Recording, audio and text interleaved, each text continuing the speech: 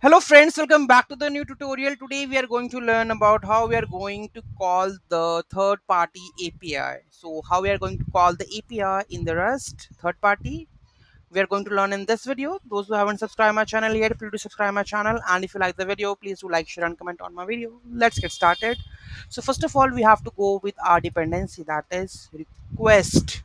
Okay, so here we go with our which one creates IO. So we have to open this, so we have to open this dependency. Okay, so how many downloads they have? Oh, so this is the structure that we have to process it. Okay, so first of all, request with version this and that, so you can directly copy with this cargo and go to the terminal and paste it, add, so it update your toml file. Okay, so this is done.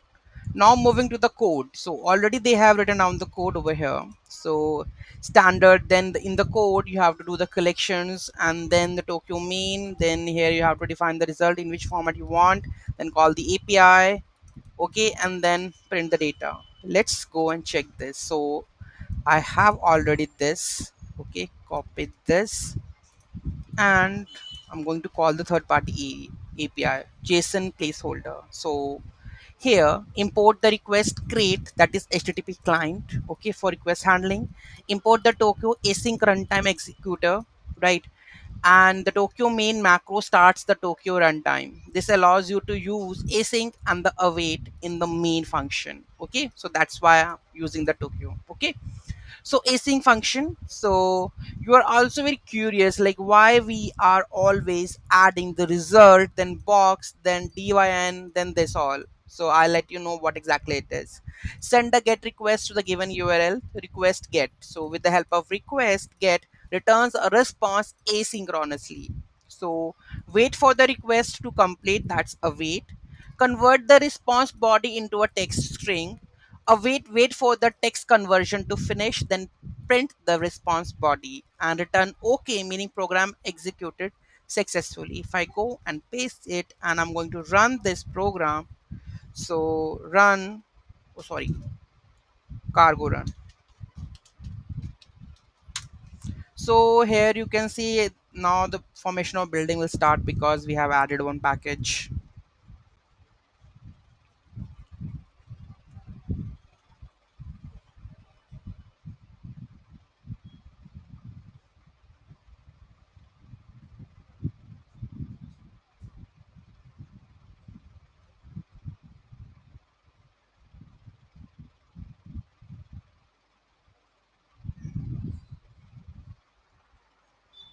Yeah, it's almost complete, I guess.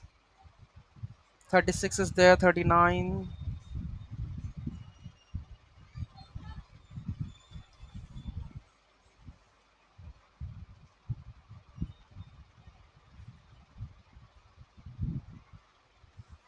still building.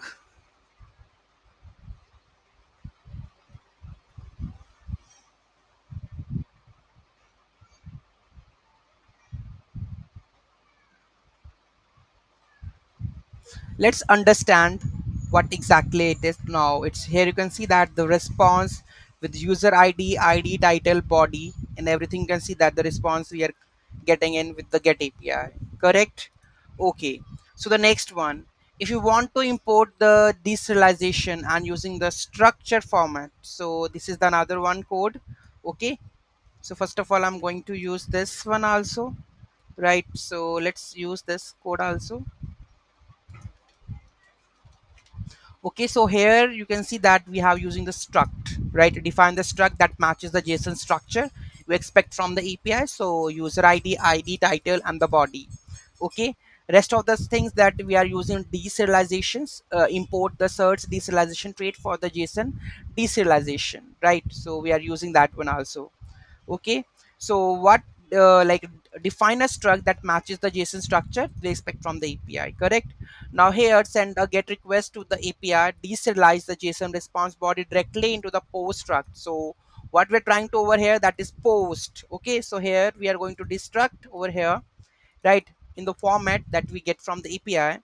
And the same another, wait for the request to complete, parse the response body as a JSON, and wait for the deserialization to finish, then print the parse struct in the debug format, and then return okay. If I go to save this and I'm going to run this, what will happen?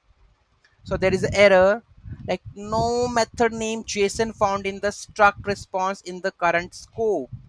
So I guess something we have missed over there. Which thing we have missed? JSON, let me just check. This is search digitalization we have already used, right? I think we have missed with this one. JSON request features JSON maybe. Let's going to add this with the version TML file. Where is TML file? Okay, where is request? Okay, in the below I'm going to add this with the version that is 0.12. It's okay, features this HTTP client, fine. Let's remove this, let's save this. Now I'm going to build this cargo run. Okay, so here you can see that parsed post user ID title and this everything is coming over here. Okay, so this is how we are going to do that part. Okay, so these are the just mainly warning that we have the snake case or something which we can be changed right now, so the JSON would be mentioned over there. So this is how the fixes can be done. Okay, now understand why we are using this one. Always you can see somewhere of the code like result box given. So I'm going to explain this one. First of all, the async. So here we are using the async operation. So mark the function as asynchronous. This means that it can be used await inside the function body instead of blocking. For the things like HTTP request, it allows program to continue running other tasks until the operation is finished. In Rust, async functions don't return the value directly, so they return a future, a value that represents the work that it will finish later.